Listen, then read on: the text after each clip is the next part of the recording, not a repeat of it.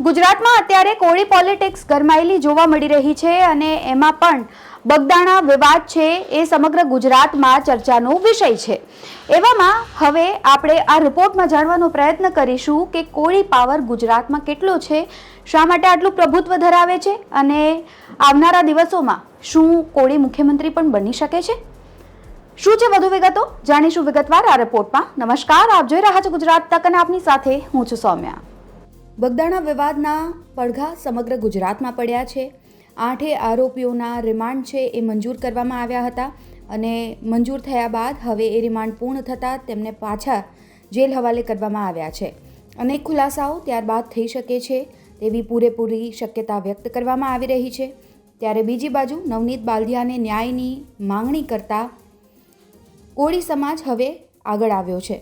ત્યારે શું છે વાસ્તવિક સ્થિતિ કોળી સમાજની? શું ખરેખર ગુજરાતના રાજકારણ અને રાજ્યમાં કોળી સમુદાય એટલું સંખ્યાબળ પ્રભુત્વ ધરાવે છે? ગુજરાતમાં કોઈ જ્ઞાતિ સમૂહના પ્રભાવની વાત આવે ત્યારે પાટીદાર સમાજ પ્રથમ હોય છે. અત્યાર સુધીની તમામ વિધાનસભામાં પટેલ ધારાસભ્યો અને પટેલ મુખ્યમંત્રીની સંખ્યા જોતા એ સાચું પણ લાગે છે, પરંતુ વાસ્તવિકતા એ છે કે સંખ્યાની દ્રષ્ટિએ ગુજરાતમાં કોળી સમાજ સૌથી વધુ એટલે કે 23% જેટલો છે.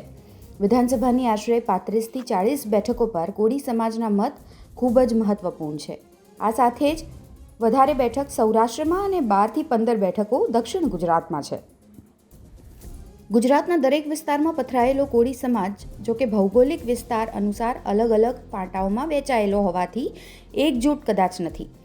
તેના લીધે સૌથી મોટી વોટ બેંક હોવા છતાં હજુ હમણાં સુધી કોળી મતદારોમાં કાચું કપાય છે ક્યાંક.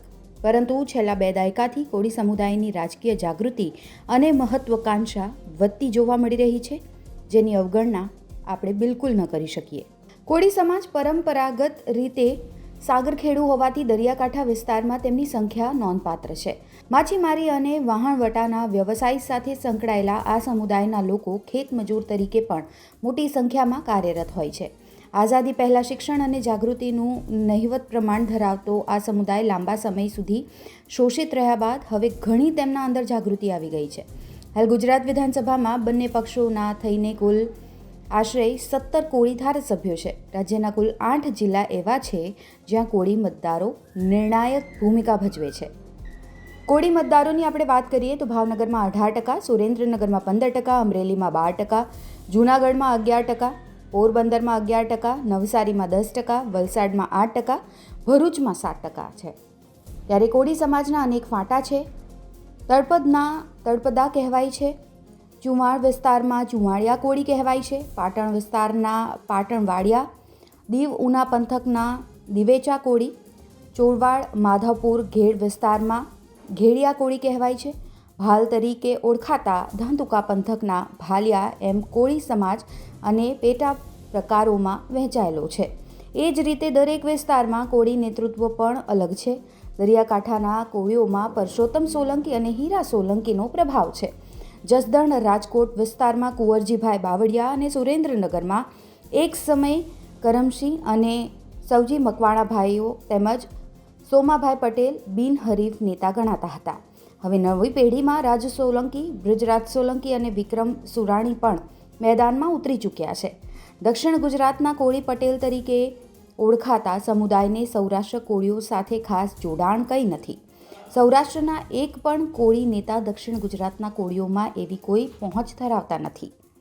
ત્યારે સવાલ એ થાય, શું કોળી મુખ્યમંત્રી બની શકે? પાટીદાર સમાજ કોળી સમાજમાંથી ઘણી ઓછી સંખ્યા ધરાવતો હોવા છતાં મહત્તમ રાજકીય ફાયદો મેળવવામાં માહેર છે. વિધાનસભામાં સૌથી વધુ પાટીદારો, લોકસભાના સાંસદો પણ પાટીદારો અને મુખ્યમંત્રી પદ પણ પાટીદાર પાસે હોય એવી પરંપરા હવે કાયમી બની રહી છે. તેની સામે કોળી સમાજ સૌથી મોટો હોવા છતાં તેને અત્યાર સુધીમાં ફક્ત એક જ વખત નાયબ મુખ્યમંત્રી પદ મળ્યું. છબીલદાસ મહેતા મુખ્યમંત્રી હતા ત્યારે કોંગ્રેસના છગનભાઈ દેવાભાઈ પટેલ નાયબ મુખ્યમંત્રી બની શક્યા હતા, જેઓ દક્ષિણ ગુજરાતના કોળી સમાજમાંથી આવતા હતા. બગદાણાની ઘટનાએ કોળી સમાજને ફરીથી એકજૂટ કર્યા છે. ત્યારે તેમના વગર સરકાર તો નહીં બને, પણ કોળી ધારાસભ્ય મુખ્યમંત્રી બની શકશે? ચૂંટણીને હજુ વાર છે, પરંતુ બગદાણાની ઘટના ટકી રહે છે કે ઉભરો બનીને શમી જશે એ જોવું રહ્યું.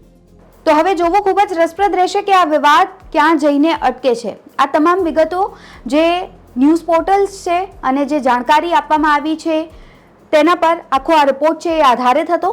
ત્યારે હવે આ મુદ્દા પર, ખાસ કરીને બગદાણા મુદ્દા પર શું નવા વળાંક આવે છે તેના પર સૌ કોઈની નજર મંડાયેલી રહેશે.